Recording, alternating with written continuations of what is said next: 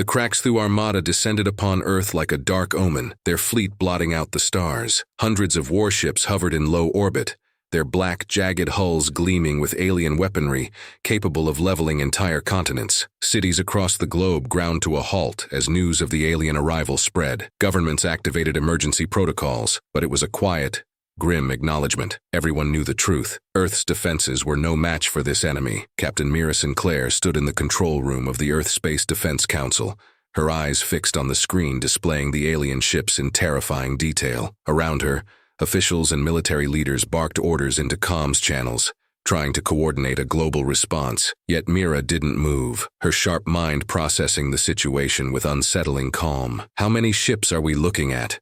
someone asked, panic lacing their voice. "Around 300, responded a tactical officer. "And these aren't scouts or explorers. This is a full invasion force." The alien fleet moved with an eerie precision, their formations tight and flawless. Each ship bristled with weapons humanity couldn't begin to identify, and their size alone dwarfed Earth's most advanced space stations. This was no ordinary threat. This was an extermination force. They weren't here to negotiate. They were here to conquer. High Commander Salvatore, leader of the Craxthu Armada, sat in the command chair aboard his flagship, the Dominion of Stars. His reptilian eyes gleamed with satisfaction. Humanity's transmissions had painted a picture of a young, disorganized species, one that would either surrender immediately or crumble under the first strike. He leaned back, exuding confidence. "Prepare the ultimatum," he ordered. "Let's see how quickly these humans break." On Earth, every television, radio, and digital device flickered as the aliens sent their message. Salvatore's image appeared,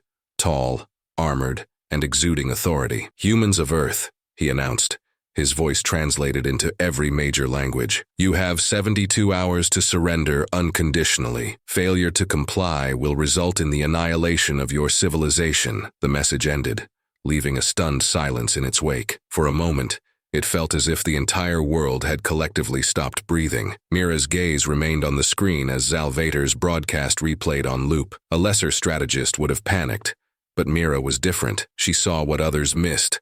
Small inconsistencies, tiny flaws in the aliens' tone, body language, and the arrangement of their fleet. Salvatore was used to winning, but not because he was particularly brilliant. His kind relied on brute strength, not finesse, and Mira understood something crucial. They didn't just want to win, they wanted humanity to break. As the room filled with frantic discussions and grim predictions, Mira cleared her throat, cutting through the chaos. "We're not firing a single shot," she said firmly. Everyone turned to stare at her in disbelief. "What?" one general blurted. "We have to fight back." "No," Mira replied, her voice calm but unyielding. "That's exactly what they expect. They think they can crush us because they assume we'll panic. But what if we don't? What if we just don't respond at all?" Her words hung in the air like a strange, impossible idea. The president leaned forward, rubbing his temples. "You're suggesting we ignore an alien armada parked in our orbit?" "Yes," Mira said, leaning over the control panel. "No warnings, no retaliations, no signs of fear. We do absolutely nothing." The room erupted into protests. Military leaders shouted, politicians threw up their hands, and advisors demanded explanations. But Mira stood her ground, unwavering. "Listen to me," she said, her voice cutting through the noise. "If we fight them head-on, we lose. Our best weapons won't even scratch their ships. But if we don't play the game they want us to, we change the rules. Right now, their whole strategy depends on one thing, making us afraid." A murmur of uncertainty spread through the group, but Mira could see a flicker of intrigue in their eyes. "And if we refuse to be afraid?" the president asked quietly. "Then we force them to question everything," Mira replied. "We make them second-guess themselves. Every hour we stay silent will make them wonder, what are the humans planning? Why aren't they fighting? What do they know that we don't?" It was a gamble, the kind that would either save humanity or doom it. But Mira knew the Craxthu were not invincible. They were powerful, yes, but they were arrogant, and arrogance could be exploited. The president exhaled slowly, then gave a reluctant nod. "All right, Captain Sinclair, we'll try it your way, but we have 72 hours. If they don't back down by then, we'll need a backup plan." "There won't be a need," Mira said, though her stomach churned with doubt. "Trust me." Back on the Dominion of Stars, Salvatore waited for Earth's response with growing impatience. He expected demands for negotiation or frantic cries for mercy, anything that showed fear. But the minutes stretched into hours, and nothing came. No surrender, no retaliation. Not even a plea for more time. Have they responded? Salvatore asked, irritation creeping into his voice. Nothing, sir, his communications officer replied, puzzled. They've gone completely silent. Salvatore's brow furrowed. This wasn't how invasions were supposed to go. His species was accustomed to enemies either surrendering immediately or being obliterated. But this was strange. His officers exchanged uneasy glances, sensing the subtle shift in their commander's demeanor. Perhaps they didn't receive the message? One officer suggested hesitantly. They received it, Salvatore growled. They're stalling. They must be planning something. And so the first cracks appeared in the Craxthu's resolve. Salvatore's mind raced with possibilities. Were the humans bluffing? Were they hiding some superweapon? Had they discovered a way to neutralize the fleet? Back on Earth, Mira sat at the central console, watching the countdown clock tick away. She knew the next 72 hours would be the longest of her life. Every instinct screamed that she should be doing something, anything, but she forced herself to stay the course. They're waiting for us to blink, she muttered to herself, but we won't. The hours dragged on, and the alien fleet remained in formation, an oppressive presence hanging over the planet. But Mira saw something the others didn't. The cracks were already starting to show. Mira's plan was now in motion. For the next few hours, Earth would fall silent, no response to the alien fleet, no broadcasts addressing their demands. Satellites in orbit quietly observed the ominous shapes of the Craxthu warships as they hovered over the planet, but there was no human reply. The global military command centers were quiet too, and the tension was suffocating. In the control room, a young officer whispered to Mira, "What if they think we're just unorganized and launch an attack right away?" "They won't," Mira replied with quiet confidence. "They expect us to panic.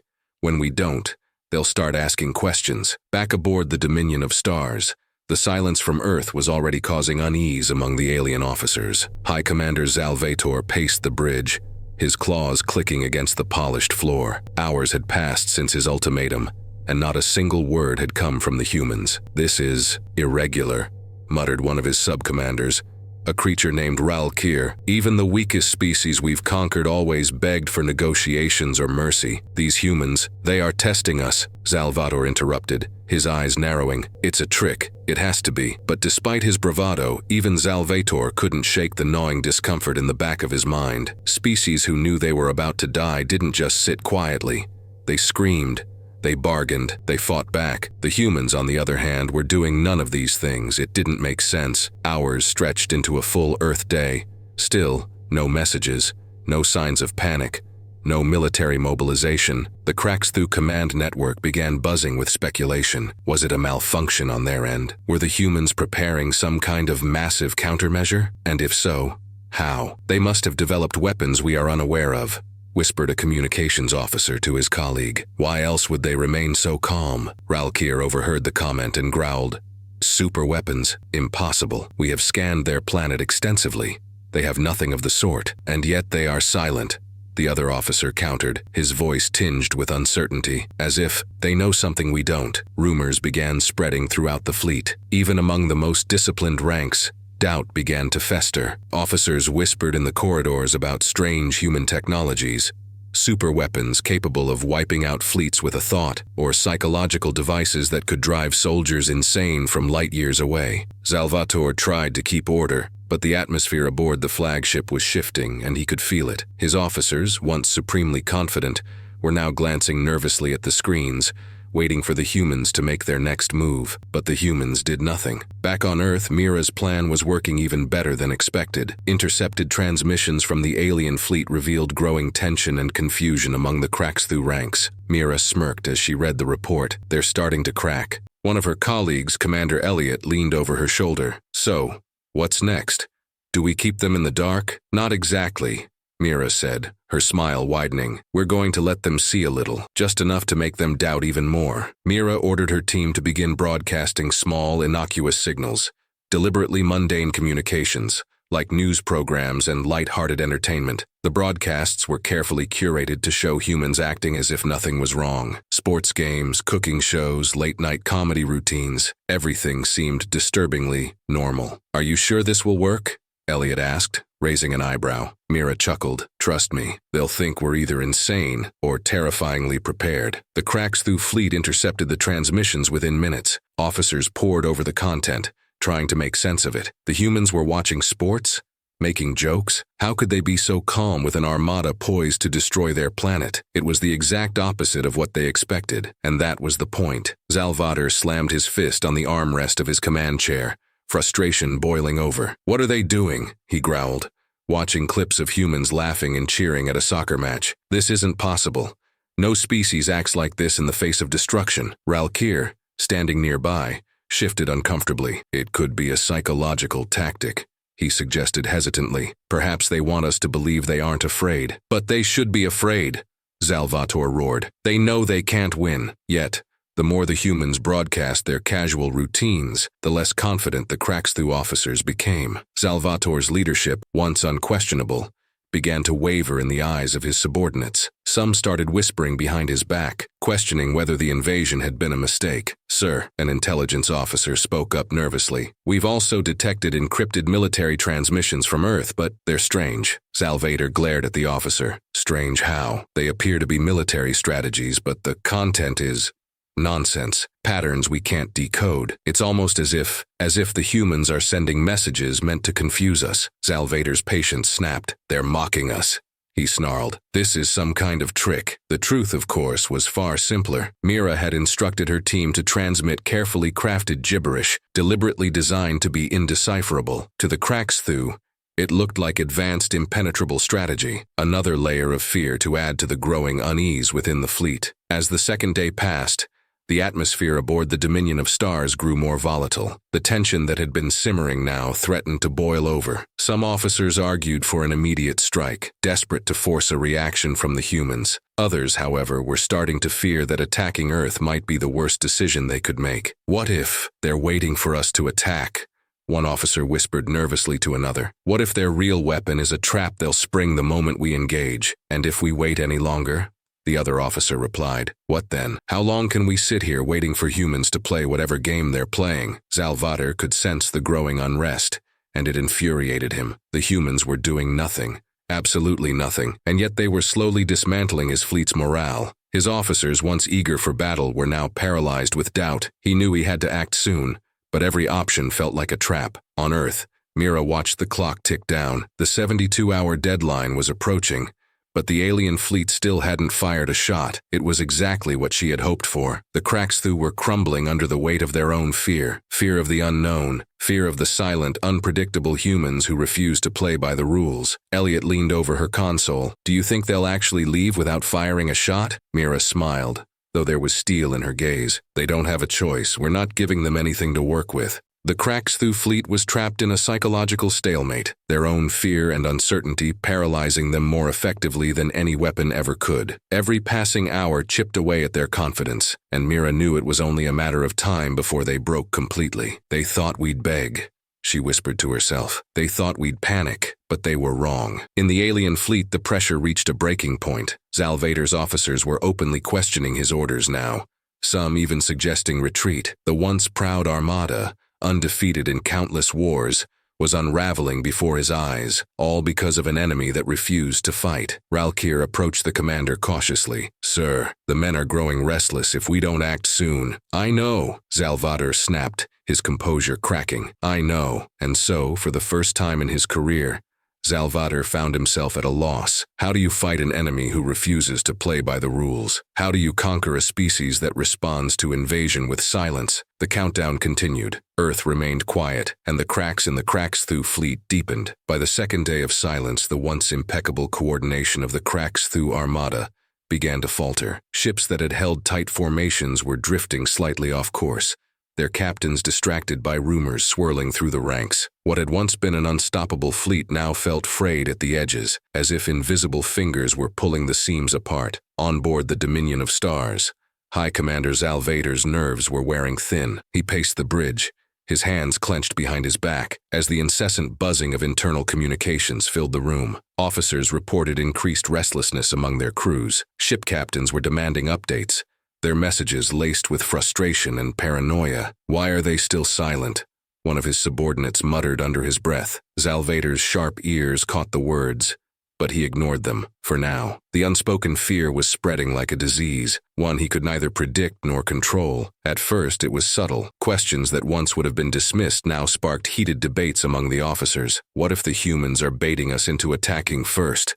Someone whispered. Another officer replied nervously, what if this silence is a countdown to something worse? Salvator tried to suppress his rising anger. The humans couldn't have some secret weapon. Their technology was pitiful compared to the Craxthus, but the fear wouldn't dissipate.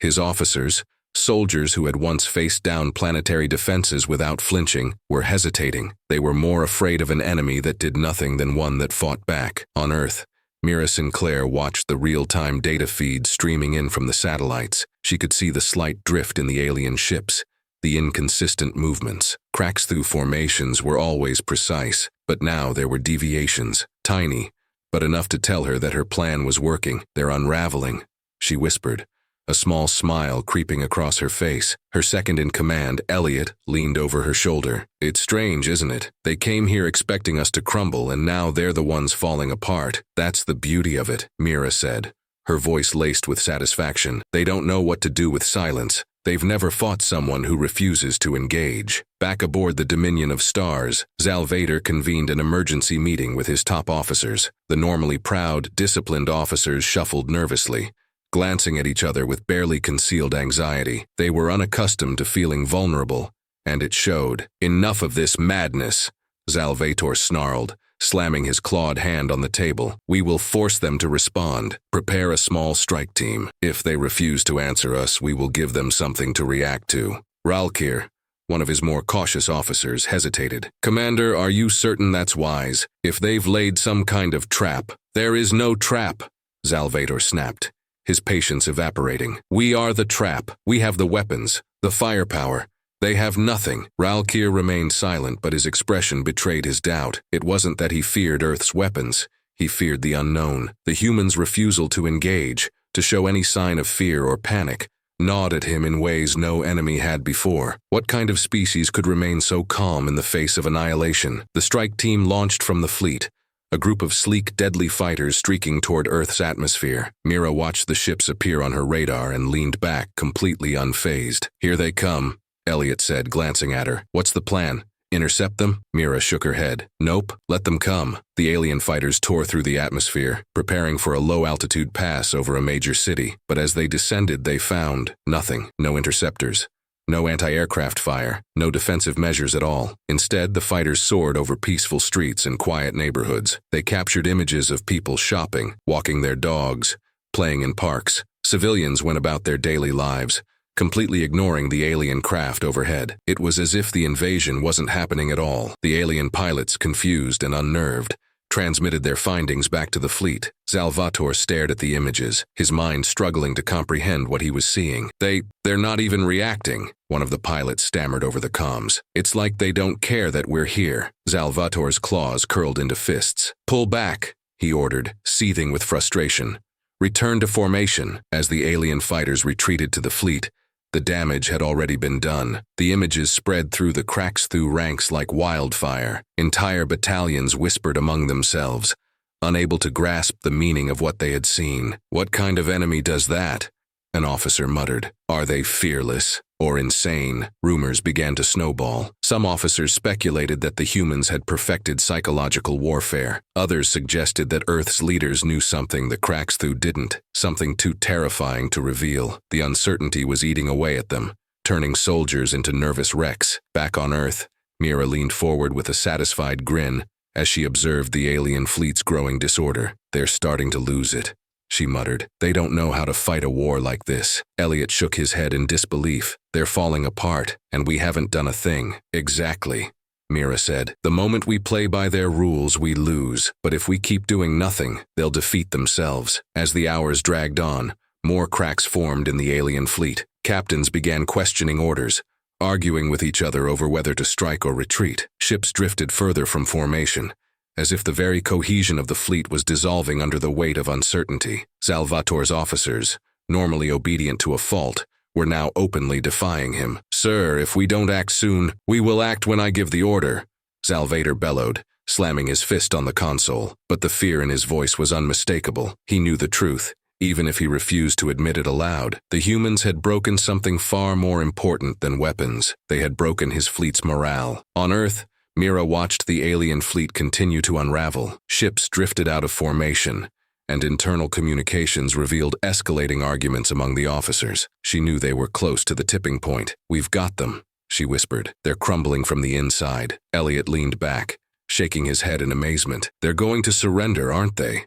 Without us even lifting a finger." Mira smiled, though there was no triumph in her expression, only quiet satisfaction. "Brains over brawn," she said softly. "Every time." Aboard the Dominion of Stars, Salvator's world was falling apart. His officers were no longer following orders.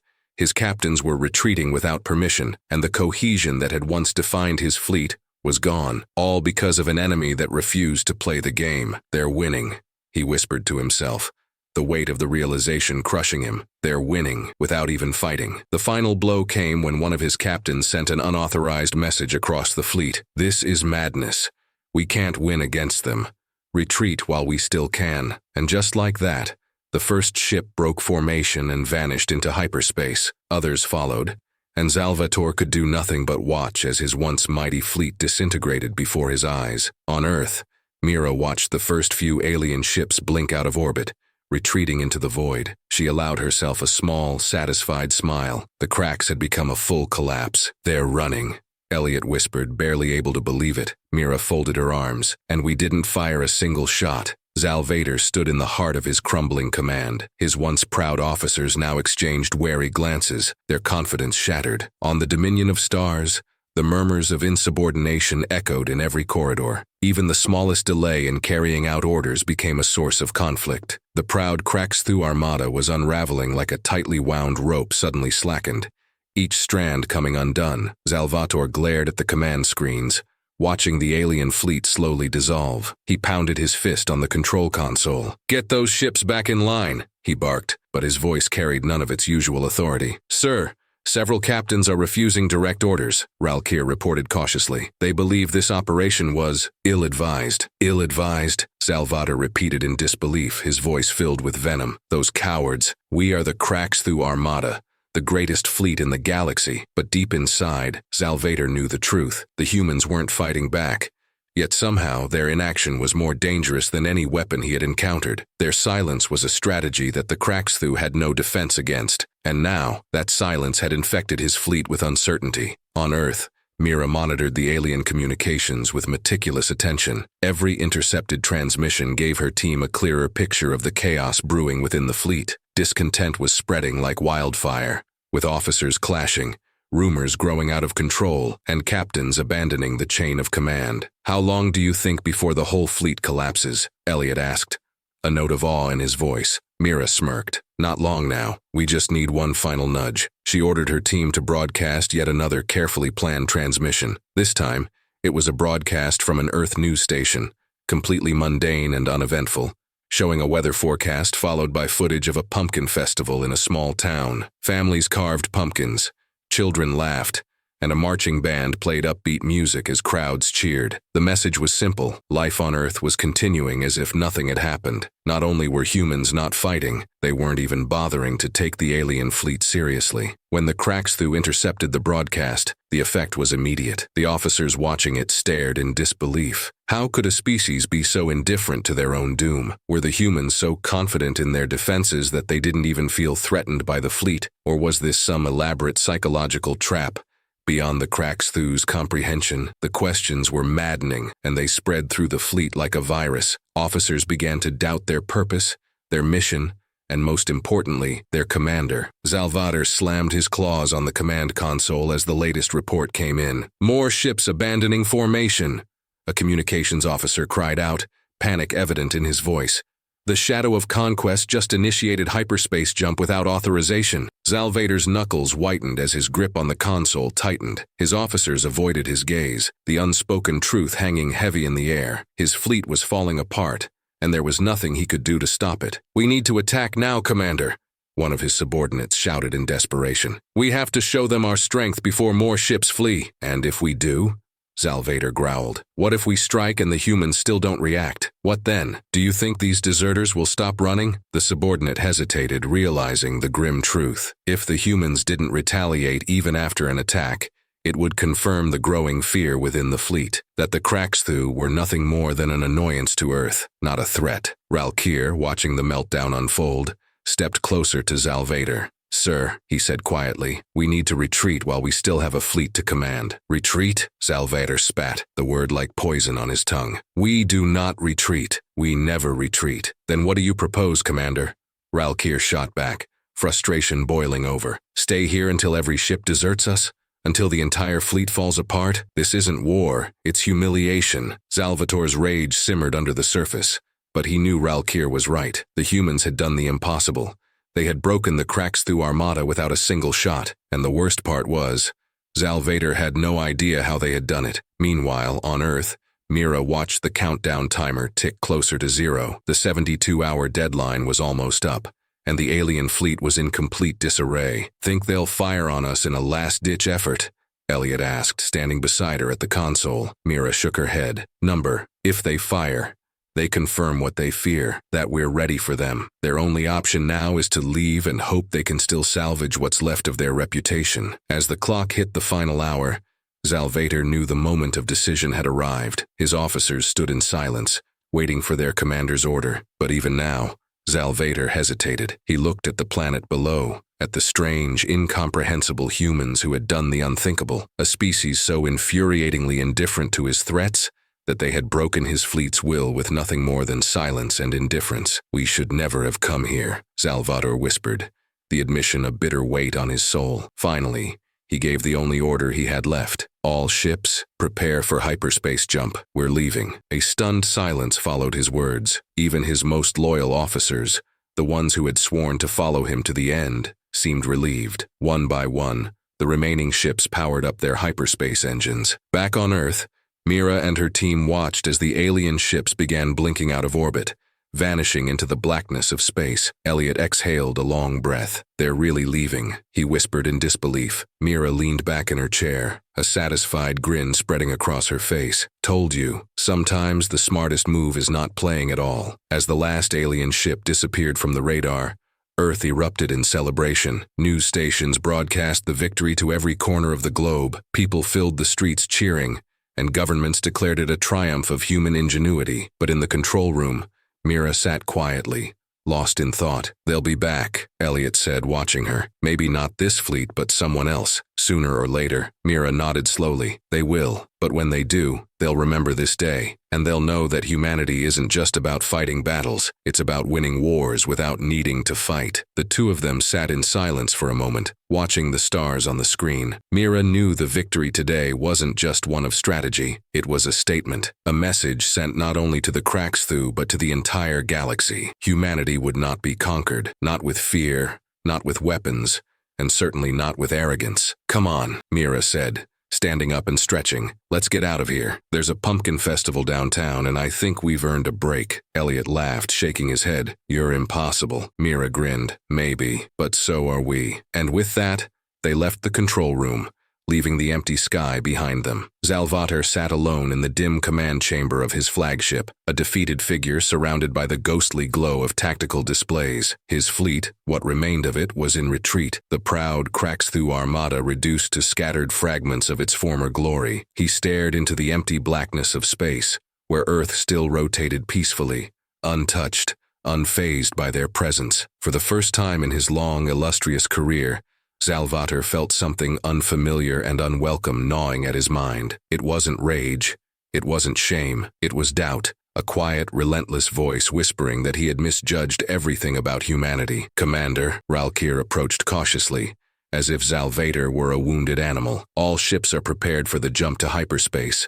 We can still regroup. Salvator clenched his fists. Regroup?